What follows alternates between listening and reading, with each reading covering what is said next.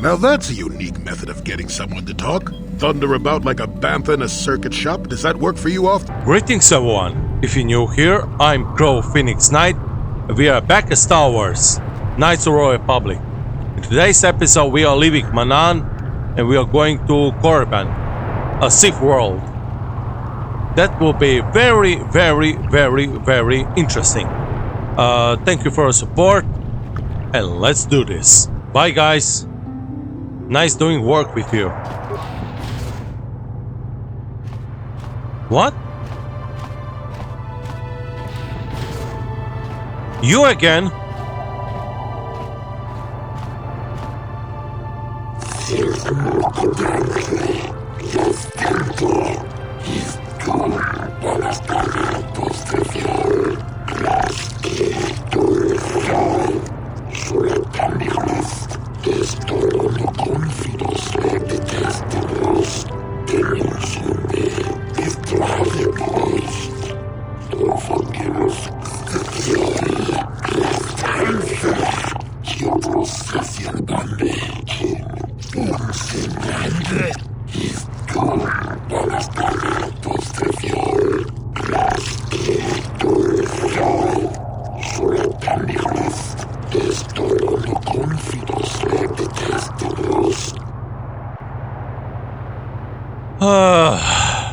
Fine.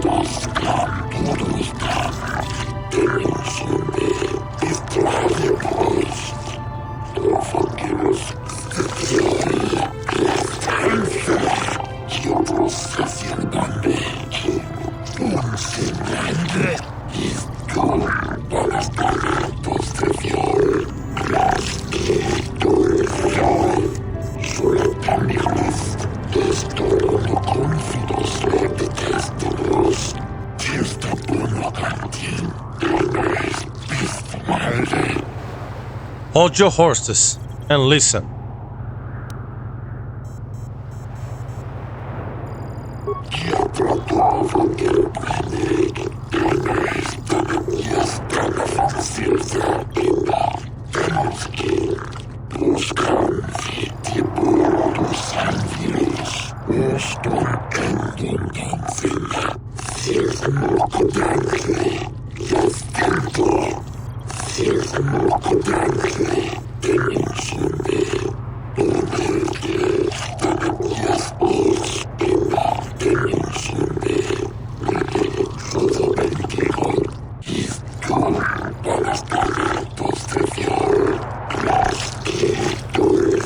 Calm down, guys.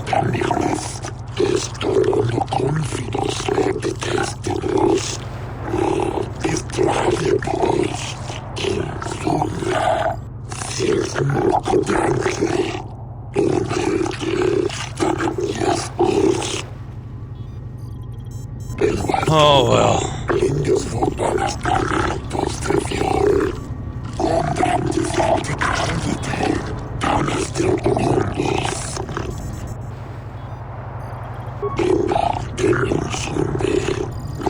Well, you better believe it.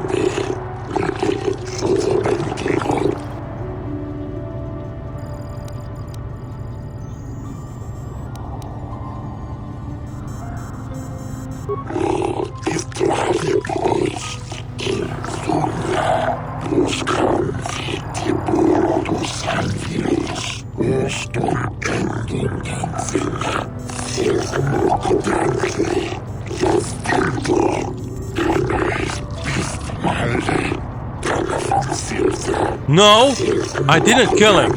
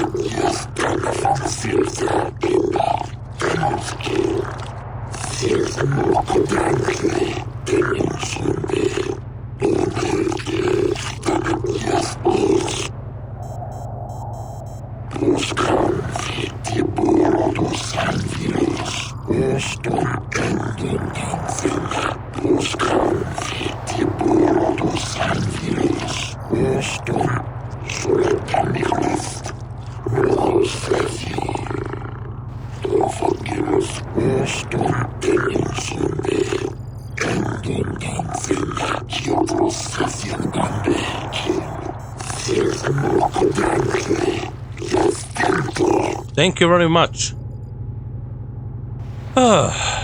We have taken care of that. Now, let's go back to business. Overall, Manaan is very beautiful, except for that underwater part. But other than that, a really nice place. And music is also good.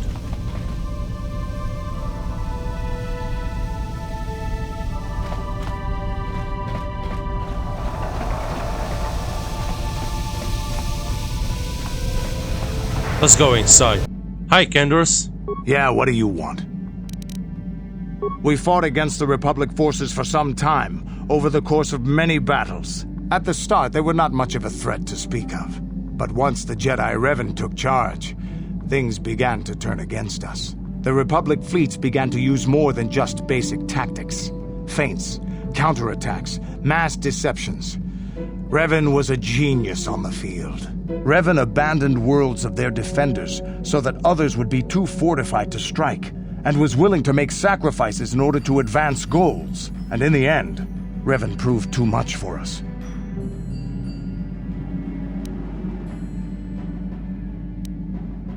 The Sith had gone, retreated into their empire. They sealed themselves off from the rest of the galaxy. We thought it would be centuries before they'd come back. It's amazing that they could rebuild their fleet so fast. But at the time, it looked like the galaxy was in our grasp. I still remember that final battle in the skies above Malachor 5. The two fleets filling the space around it, outshining the stars. It was not your ships or your men or your vaunted fight for freedom that won this, the final battle of the war. It was by the actions of one person, the Jedi Revan, that you prevailed. His strategies and tactics defeated the best of us. Even Mandalore himself was taken aback by the ferocity of his attacks, the tenacity of his defenses, and the subtleties of his plans. He fought us to a standstill, and then began pushing back. We really didn't have a chance. It was what we had wanted all along, in a way. We wanted to fight the best, in a battle that would be remembered for centuries. And we did. And Revan won. I don't hold a grudge against Revan, and neither do any of my people. It was the greatest moment of my life to be in that battle. If Revan had been a Mandalorian, nothing in the galaxy would have stopped us. But wishing for the past to be different is useless. Better look to the future, as we should now. We'll talk more later, I think.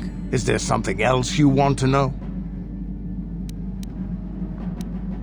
Yeah. Hey, don't worry. I think you've got enough there as it is. You don't want to overload yourself on stims. Otherwise, you might destroy your adrenal system. A real warrior knows his own limits and doesn't overestimate himself. There anything else you need? All right. Your choice. I'm here if you want something done right.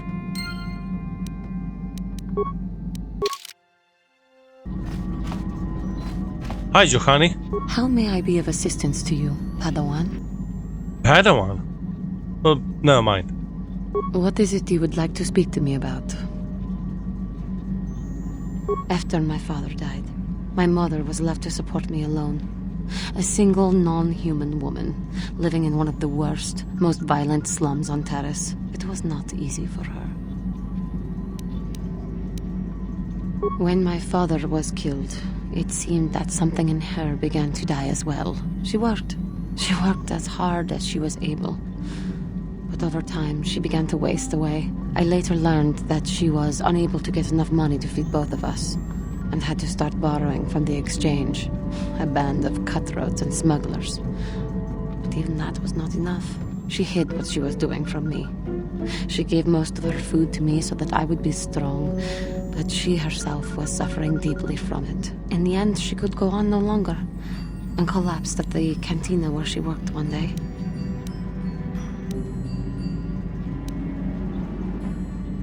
She never recovered. There was nothing really that I could do for her. She left me no money, and no doctor would see her without being paid first. I sat by her bed for days as she lay there dying. I never want that to happen to someone I care about ever again. But there was still the money she had borrowed. She had never paid it back and made no provisions for her death. You must understand. The exchange is brutal. They care nothing for the life of a sentient being. They are the major suppliers of slaves on Terrace. They thought it would be appropriate that, with my mother owing them money, the debt should be passed on to me. And with no way to pay, they took me by force. You have no idea what it is like to be bound like a beast and treated as such. It was the worst time of my life. They treated me like livestock. They were waiting for a buyer to give them some credits for me when the Jedi came to fight the Mandalorians.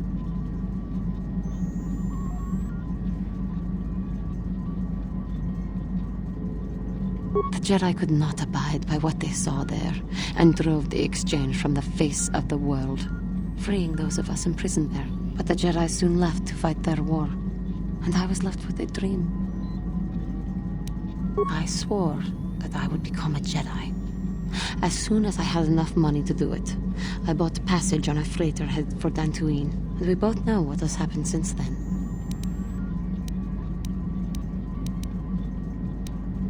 I am grateful to you for having given me the opportunity to fulfill my dream, rather than become what I hated. Someday, I may make it up to you, but for now, let us keep on the task at hand. No problem.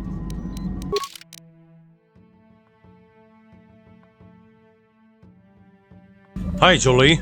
Got something on your mind, dude?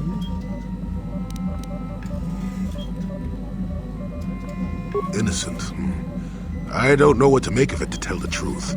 Do you think justice has been done? I see. I am not so sure.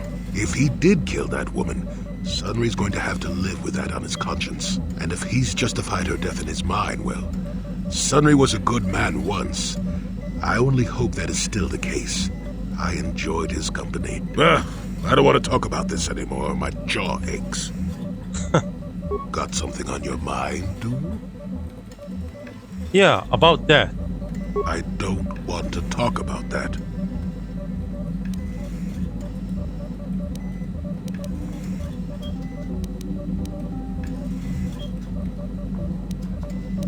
Now that's a unique method of getting someone to talk. Thunder about like a bantha in a circuit shop. Does that work for you often? Let me tell you something. Once you've lived as many years as I have, you'll have yourself a long, long list of memories. If you're lucky, most of them will be good. If you're not, some will be bad. If you're really unlucky, some will be so bad you'll never want to be reminded of them again, ever. You'll go far away to a place that doesn't hold any memories at all. And there you'll be happy just to forget and be forgotten.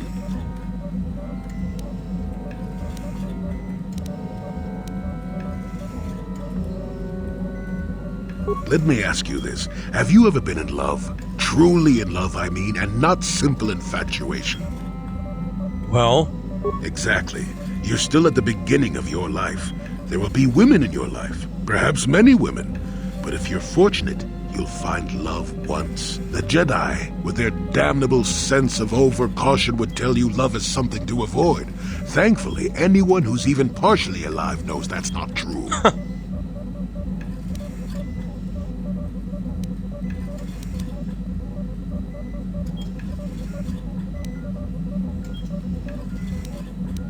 Love doesn't lead to the dark side.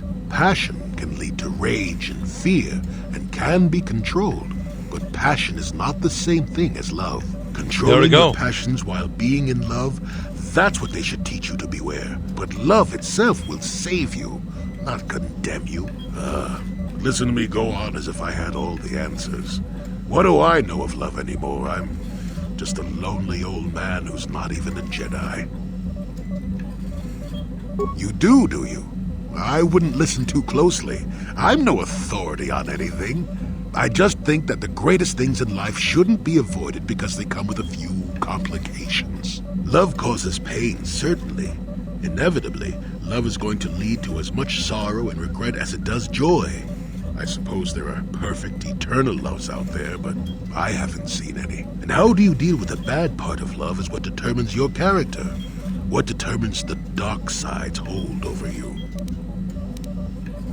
I suppose it could. It would take a strong person to make that kind of commitment, I think. Someone with a great sense of self. I'll tell you one thing. Sometimes, no matter how hard you try, you and the one you love simply aren't meant to be together. The trick is to know when that is. To know when it's time to fight and when it's time to part ways. There I go, waxing philosophical again. Somebody blast me already. Let's get going before I start talking in riddles, damn it.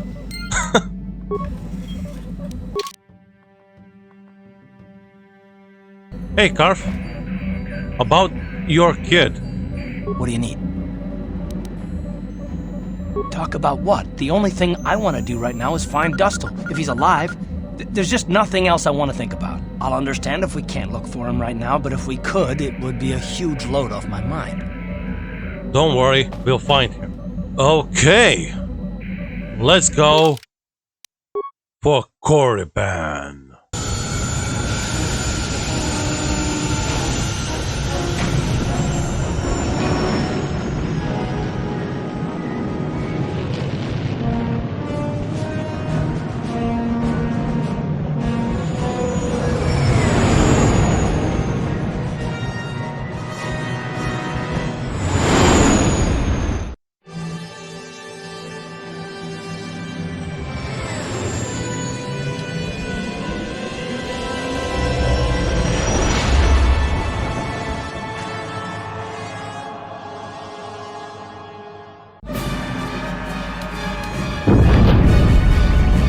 What happened? What's going on? Sith interdictor ship. They must have been waiting for us on the hyperspace route. We're caught in their tractor beam. Oh shit. Do you recognize the ship? It's the Leviathan. Saul Karrath's vessel. My old mentor.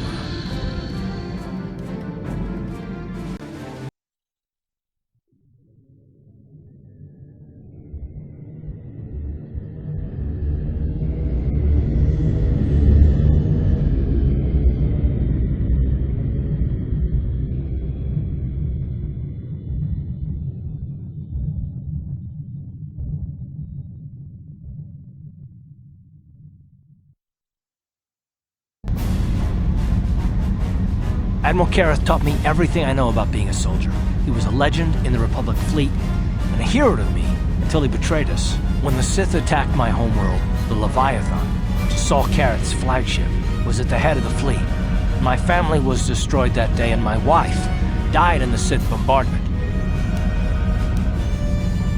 I'm not gonna do anything stupid. I won't throw our lives away in some mad quest for vengeance, but if I get a chance to kill Saul during our escape, nobody better get in my way. Talk of an escape is somewhat premature, don't you think? We don't even have a plan to get out of this mess yet. I'll admit it won't be easy. Saul's no fool, and he won't underestimate us either. count on plenty of guards watching every move we make. Maybe Admiral Kareth doesn't know how many of us there are on board. We all have special talents.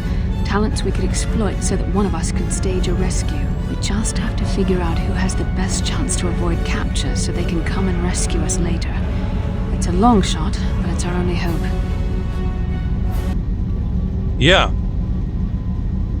Well, if we're gonna pick someone to save our skins, we better do it quick. In another minute, we're gonna have Sith troops marching up our loading ramp. Oof. Which one to choose? I'll go with Juhani. You speak the truth. I alone of all the group might be able to remain hidden if the Sith search the ship. I could wait until the guards have completed their search, then come to rescue you.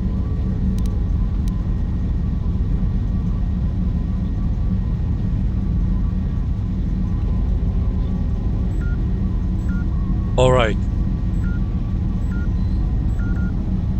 Hold on, they're dragging us into the docking bridge. We're coming aboard. Nobody try anything or we'll vaporize your entire ship. These are the three we are supposed to watch out for, Commander, but there's more inside. Bring them all. Throw them in the prison. Lord Malak will want to speak with them. Bastila, Karth, and the crew have been taken prisoner as you ordered, Commander. Excellent. Have you searched the ship thoroughly? Admiral Kareth warned me to be on alert for any kind of treachery. We searched the ship from top to bottom. Somebody would have had to be invisible for us not to find them in there. Well done. Return to your posts and I'll tell the Admiral of this. Karth, it has been far too long since we last spoke. I see the recent months have not been kind in your case. I barely recognized you. But I recognize you, Saul. I see your face every night, even as I promise myself I will kill you for what you did to my homeworld. Did you learn nothing in your time under me? As a soldier, you should understand that casualties were unavoidable. This was an act of war. It was a cowardly act of betrayal.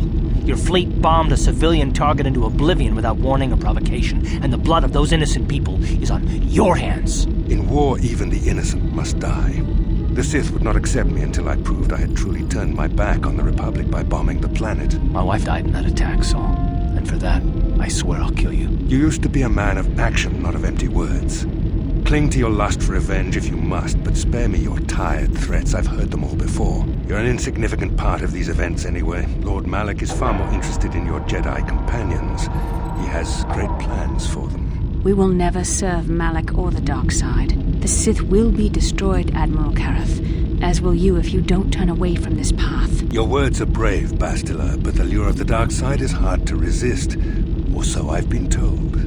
I wonder if your companion is as devoted to the light as you are.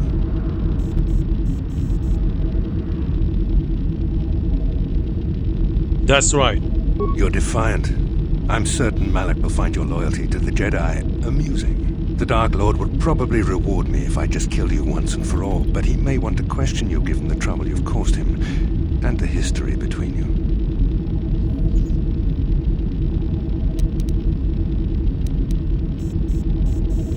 You mean... Oh, this can't be true, can it? You really don't know what's going on here, do you? Well, I won't be the one to deprive Malak of the pleasure of telling you himself. The Dark Lord will no doubt torture you for information and for his own twisted pleasure. Eventually, you will tell him everything. The Sith can be very persuasive. Oh, really? However, Lord Malak is in another sector. It may be some time before he arrives, so I suppose I will have to fill in for him until then. Activate the torture fields. Son of a bitch! Son of a Sith, actually. Enough. I don't want them to pass out before I question them. Malak will appreciate any information I can give him when he arrives. Don't waste your breath, Saul. We won't answer any of your questions. I'm sure you won't. However, we both know your friend's loyalties have proven in the past to be somewhat flexible. What? I am interrogating you, not the other way around. You will answer questions, not ask them. It is time to put your loyalty to the test. I doubt torturing you will gain me your true cooperation. Your will is too strong to be broken that way. However, even the strongest of heroes has trouble watching those they care about suffering. The interrogation will begin now. Each time you refuse to answer or give me a false answer, Bastila will suffer.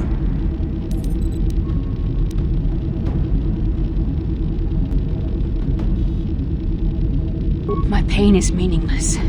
Tell him nothing. I tire of these games. Now I want answers. On what planet is the Jedi Academy at which you were trained?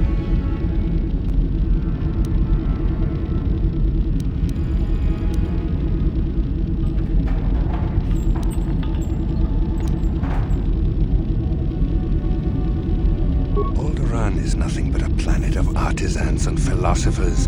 There is no training academy there. You must think this is a game. Very well, this is the price of your resistance. Sorry, babe. Enough. You see what happens when you try to defy me. This first question was a test. Obviously, Malak knew the Academy was on Dantooine, and it has since been destroyed by our fleet. Dantooine is an empty graveyard now. Nothing is there but a smoking ruin and the charred remains of your former masters.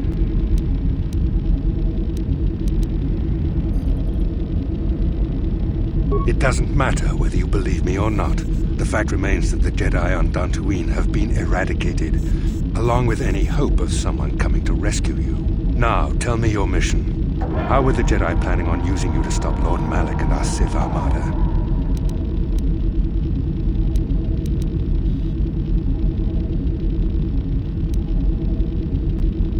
I'll do this instead. Perhaps you need a reminder of the consequences of refusing to cooperate. No! Pain! Listen, can you not hear her suffering? You can spare her further pain by simply answering my questions. Now I will ask again, on what mission did the Jedi Council send you?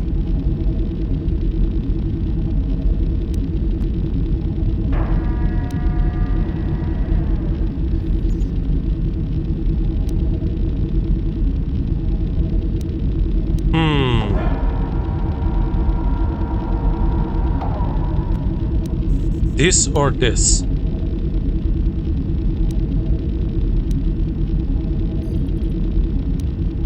Perhaps another lesson is in order. No!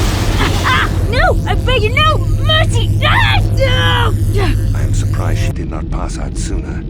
Rarely have I seen someone withstand such punishment and remain conscious. I see I am wasting my time here. When Malak arrives, you will learn my interrogation techniques are considered merciful among the Sith. I will leave you here in your cell with a small taste of the horrors you will suffer when Lord Malak arrives. Son of a Sith. Don't try to move too quickly. You might not be fully recovered yet. Admiral Kareth had his guards continue to torture you even after you passed out. They tortured all of us, though you got the worst of it by far. Saul wanted them to make us suffer. He's become some sort of sadistic monster. The dark side has perverted him, Karth. Once you start down the tainted path, it leads you ever further into the depths of evil. I fear he is forever lost. Yes. I suppose you're correct. Sometimes it's easy to lose sight of that hope in the face of such unbridled cruelty. But you speak the truth. I suppose I'm taking the news of Dantooine's destruction quite hard. First Taras, now the Academy. Is there no end to the killing?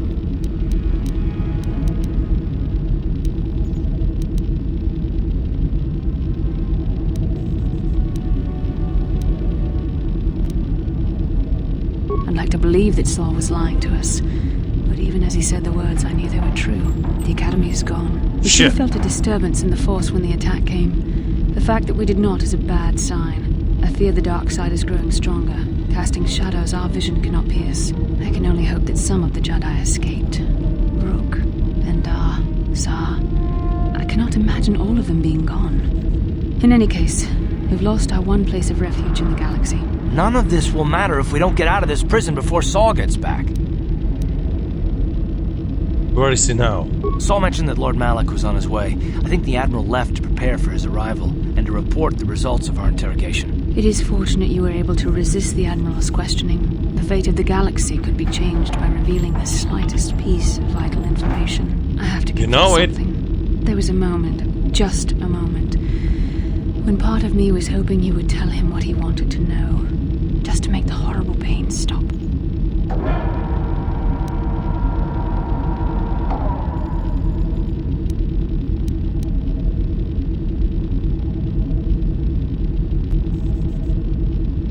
I know you would never do anything to intentionally cause me pain, but you did the right thing. I don't honestly know if I could have been as strong in your position. To watch you suffer like that, it might have been too much for me to bear. Did you feel that? A disturbance in the Force. The Admiral has sent his message.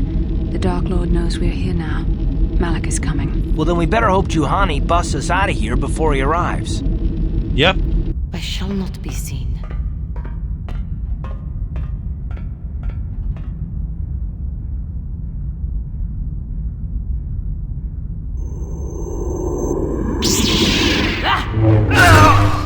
Alright.